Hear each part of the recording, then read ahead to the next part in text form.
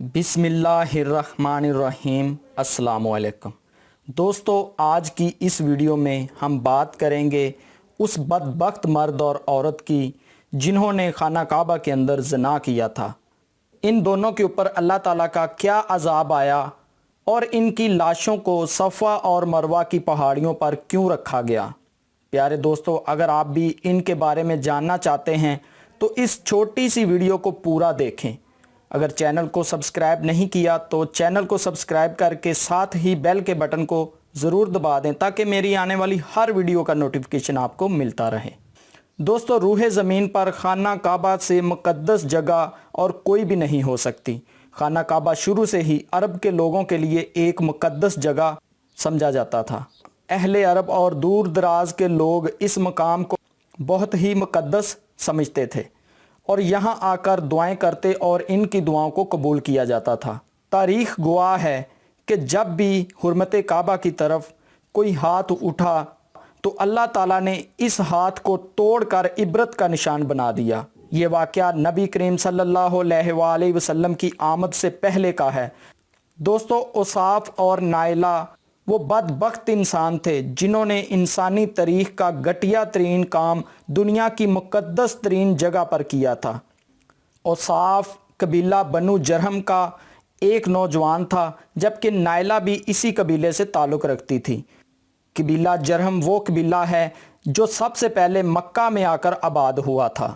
تاریخ میں مذکور ہے کہ نائلہ بنت زید ایک حسین عورت تھی جو بیہودہ لباس پہنتی اور اپنے حسن کی نمائش کرتی رہتی تھی، اور اسی حالت میں وہ نعوذ باللہ خانہ کعبہ کا طواف بھی کرتی تھی۔ اس نائلہ نامی عورت کے حسن کو دیکھ کر نوجوان اس کے پیچھے پیچھے چلتے۔ انہی شدائیوں میں سے ایک نوجوان سردار اوصاف بھی تھا۔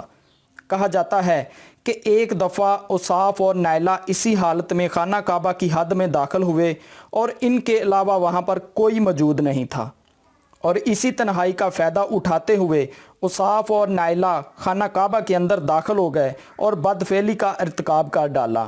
حرمت کعبہ کو یوں پامال کرنے پر ان دونوں پر اللہ کا فوری عذاب نازل ہوا اور وہ پتھر کے بن گئے۔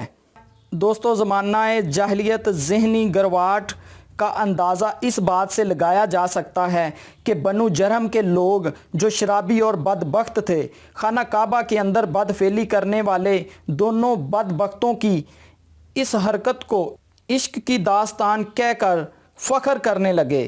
مشرکین مکہ نے خانہ کعبہ کی آرائش و ذبائش شروع کی تو خانہ کعبہ کے اندر دیواروں پر طرح طرح کے بت اور تصویریں بنانے لگے۔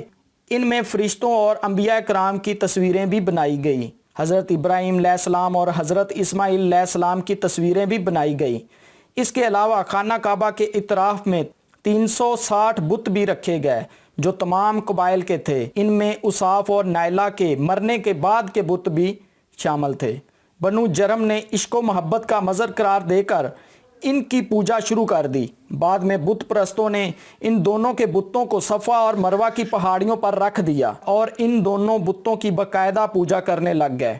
پھر جب اللہ کے فضل و کرم سے عرب میں اسلام پھیلنا شروع ہوا تو مسلمان اوصاف اور نائلہ کے بتوں کی وجہ سے صفا مروہ کی پہاڑیوں پر نہیں جاتے تھے اور جانا بھی گناہ سمجھتے تھے۔ اس وقت اللہ تعالیٰ نے قرآن مجید میں یہ حکم نازل فرمایا کہ صفا اور مروہ کے طواف اور دونوں پہاڑیوں کی زیارت میں کوئی گناہ نہیں۔ فتح مکہ کے بعد حضرت محمد صلی اللہ علیہ وآلہ وسلم نے ان دونوں اوصاف اور نائلہ کے بتوں کو توڑ دیا۔ پیارے دوستو، آپ کو یہ ویڈیو کیسی لگی کمنٹ کر کے ضرور بتائیے گا۔ اگر آپ کو یہ ویڈیو پسند آئی تو اس ویڈیو کو لائک کریں، اپنے دوستوں کے ساتھ شیئر کریں اور چینل کو ضرور سبسکرائب کر لیں۔ اس کے ساتھ ہی مجھے اجازت دیں، ملتے ہیں کسی نیکسٹ ویڈیو میں، تب تک کے لیے اللہ حافظ۔